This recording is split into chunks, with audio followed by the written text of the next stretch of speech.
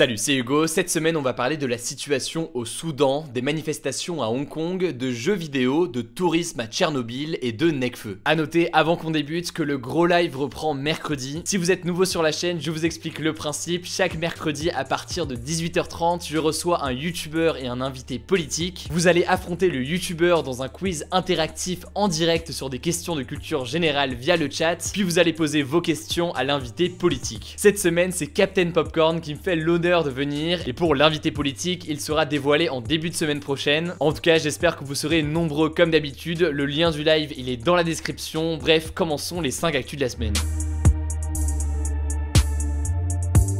On va donc commencer par parler des manifestations massives à Hong Kong. Des centaines de milliers de personnes dans la rue, vous avez peut-être vu ces images impressionnantes de manifestations à Hong Kong. Ces dernières s'opposent à un projet de loi visant à autoriser les extraditions vers la Chine. Une extradition, c'est une procédure qui permet à un État, donc ici c'est la Chine, de se faire livrer un individu suspecté qui se trouve sur un autre territoire, ici du coup Hong Kong. Petit point historique sur Hong Kong, depuis 1997, Hong Kong est une région administrative spéciale. Elle est donc sous souveraineté chinoise, en gros elle n'a pas d'indépendance sur les questions de défense et de diplomatie, mais elle est semi-autonome et bénéficie de libertés qui n'existent pas en Chine continentale. Cette loi sur les extraditions, eh bien selon les Hongkongais, elle va être utilisée à des fins politiques par la Chine et elle nuit à l'image internationale de Hong Kong. De l'autre côté, selon les autorités, eh bien le texte vise à combler un vide juridique et empêcher que Hong Kong ne devienne un refuge pour certains criminels. Pour protester contre cette réforme qui porte atteinte à la démocratie, les manifestants ont donc bloqué les grandes artères de la ville et ont tenté d'entrer dans le parlement. La police a utilisé des balles en caoutchouc et des gaz lacrymogènes contre la foule. Pour l'ONG de défense des droits de l'homme, Amnesty International, la police a profité des actes violents d'une petite minorité pour en tirer prétexte et recourir à un usage excessif de la force contre la vaste majorité des manifestants pacifiques. Face à l'ampleur de la contestation, eh bien l'Assemblée a suspendu le projet de loi samedi. Ces affrontements rappellent l'immense mouvement des parapluies en faveur de la démocratie qui s'était déroulé à l'automne 2014 quand des manifestants pacifiques avaient paralysé Hong Kong pendant 2 mois. D'ailleurs, quand j'étais à Hong Kong l'an dernier, eh bien j'ai réalisé plusieurs reportages, notamment un sur ces jeunes qui se mobilisent à Hong Kong pour la démocratie. Une petite fiche s'affiche en haut à droite pour le voir. Dimanche, autrement dit aujourd'hui au moment où je publie cette vidéo, eh bien une nouvelle manifestation importante est tout de même prévue. Du coup, on suivra tout ça et de mon côté, si la situation reste tendue, eh bien je réfléchis à me rendre sur place pour couvrir le mouvement pour vous et réaliser ainsi un reportage. La deuxième actualité, c'est évidemment le massacre au Soudan. Depuis quelques jours, vous avez peut-être remarqué que les réseaux sociaux deviennent bleus ou en tout cas les photos de profil d'un certain nombre de personnes. C'est en fait un mouvement et le hashtag Blue for Sudan en solidarité avec les Soudanais qui subissent la répression. C'est aussi un hommage à Mohamed Matar, un manifestant de 26 ans tué le 3 juin. Le bleu était sa couleur préférée. Tout commence en décembre 2018. Le gouvernement décide alors de tripler le prix du pain dans le cadre d'une politique de rigueur, ce qui a provoqué la colère des Soudanais qui ont manifesté. Soutenu par l'armée, eh bien le peuple soudanais a obtenu le départ du président Omar al-Bashir en avril, après 30 ans à la tête du pays. Vous vous en souvenez peut-être, on en avait déjà parlé il y a quelques mois dans ce même format des 5 actus de la semaine quand ça s'était déroulé. Bref, en attendant la mise en place d'un nouveau gouvernement, eh bien les chefs de l'armée ont pris le pouvoir et dirigent le pays pour une durée de 3 ans. Or, les civils veulent que le pouvoir revienne entre les mains du peuple et ils ont donc poursuivi les manifestations. L'événement dont vous avez sûrement entendu parler s'est déroulé le 3 juin. L'armée a évacué par la force et dans le sang des opposants qui protestaient pacifiquement devant le QG de l'armée à Khartoum, la capitale du Soudan. Au moins 120 personnes ont été tuées selon un comité de médecins proches des manifestants. De leur côté, les autorités ont parlé de 61 morts et plusieurs ONG rapportent des noyades et des viols perpétrés sur la population par l'armée. Face à la répression sanglante, eh bien l'opposition a appelé à une campagne de désobéissance civile. Beaucoup de Soudanais ne sont pas allés travailler, ce qui a bloqué la capitale pendant plusieurs jours. Cette campagne de désobéissance, elle a été interrompue 3 jours plus tard grâce notamment au premier ministre éthiopien Abiy Ahmed. En effet, il s'est rendu sur place pour engager le dialogue entre les opposants et les militaires. Les États-Unis ont aussi envoyé un diplomate sur place pour essayer de sortir de cette crise. Résultat, vendredi, l'armée a reconnu sa responsabilité dans la dispersion des manifestants qui avaient tourné au bain de sang à Khartoum. La crainte en ce moment, c'est que les manifestants, qui jusqu'ici étaient très pacifiques, eh bien prennent les armes face à la répression de l'armée. Vous l'aurez compris, le risque, c'est une guerre civile. C'est un sujet qui est majeur et très grave, et on va donc continuer à suivre tout ça de très près sur cette chaîne YouTube et évidemment aussi via notre compte Instagram avec les résumés quotidiens de l'actualité qu'on poste chaque soir à 18 h.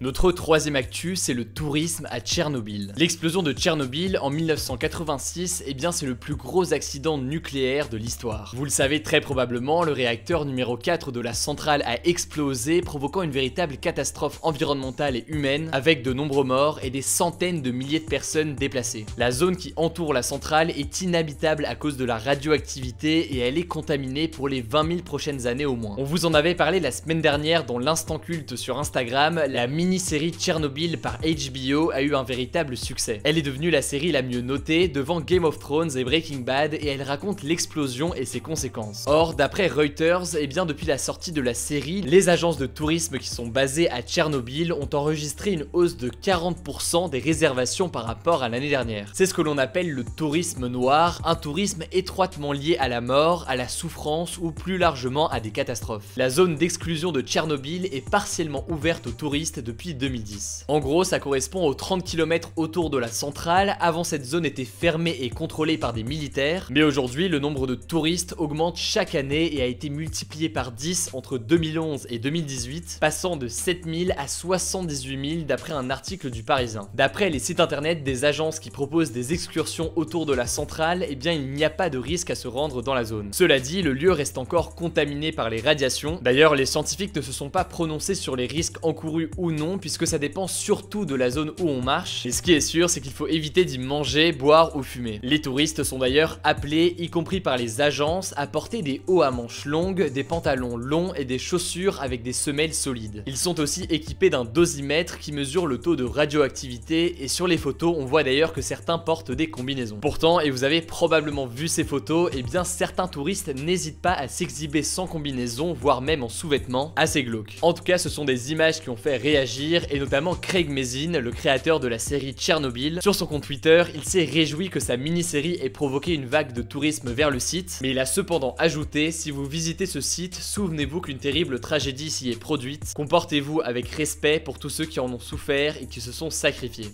Avant de passer à Necfeu, quatrième actu, cette semaine avait lieu à Los Angeles le salon de l'industrie des jeux vidéo. C'est l'Electronic Entertainment Exposition qu'on appelle plus communément l'E3 et c'est l'occasion des grandes annonces pour les géants de l'électronique. Déjà, Netflix a prévu des jeux adaptés de ces séries. Pour le moment, l'entreprise produit 3 projets, un jeu d'aventure Stranger Things 3, un jeu d'enquête mobile Stranger Things et enfin une adaptation de la future série Dark Crystal. De son côté, Microsoft en a profité pour dévoiler sa future console Project Scarlett. La société américaine a aussi annoncé enrichir le Xbox Game Pass. En gros, c'est son service de jeu en abonnement qui passera dès octobre en technologie streaming. Cette annonce, elle fait écho à celle de Google qui lance dès le mois de novembre son offre de jeux en streaming. Plus besoin de console pour jouer, simplement d'une connexion internet. En fait, le jeu se situe sur des serveurs, mais vous le streamez sur votre écran grâce à votre connexion internet. On en avait déjà parlé dans une vidéo il y a quelques mois, c'est donc le projet Stadia. Une trentaine de jeux seront disponibles en novembre pour la plupart des jeux déjà sortis et Ubisoft a d'ailleurs apporté son soutien à la Stadia, notamment en prévoyant d'y rendre disponibles ses prochains blockbusters et Uplay+,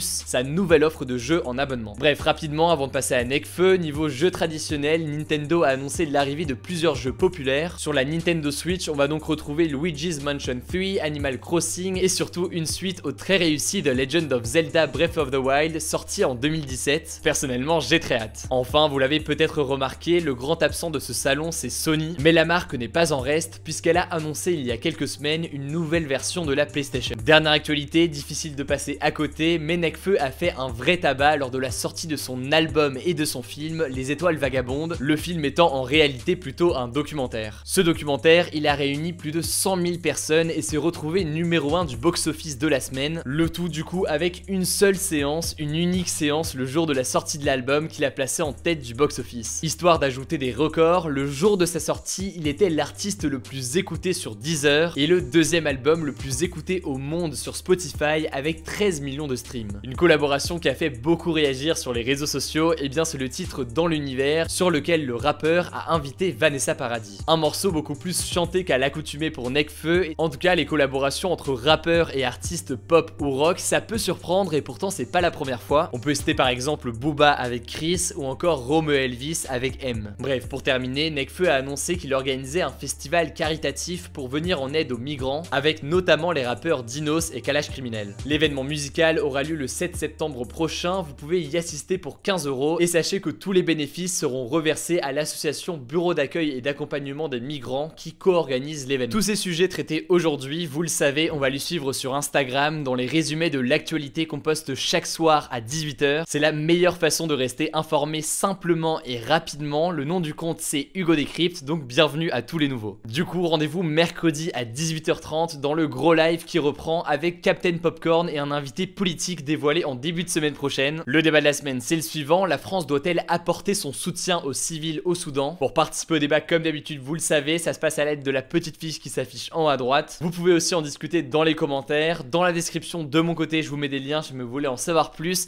Écoutez, je crois que j'ai